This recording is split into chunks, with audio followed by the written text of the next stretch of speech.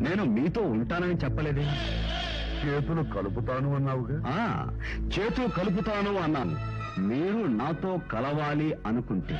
కలవడం అంటే కలిసి వ్యాపారం చేయటం అనేగా నీ ఉద్దేశం? కాదు. అసలు కలిసి అంటే ఏమిటి మీ ఉద్దేశం? పార్ట్నర్షిప్.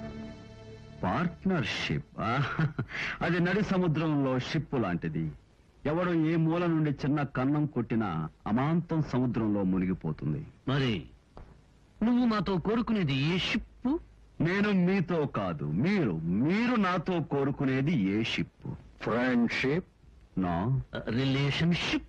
నో. మెంబర్షిప్? నో. మరేమిటి? ఓనర్షిప్. దట్ మీన్స్ నీకేం పని కావాలో నాకు చెబితే, అది నాకు నచ్చితే, ఎవరి ప్రమేయం లేకుండా నాకు నేను సొంతంగా ఆ పని పూర్తి చేయటం.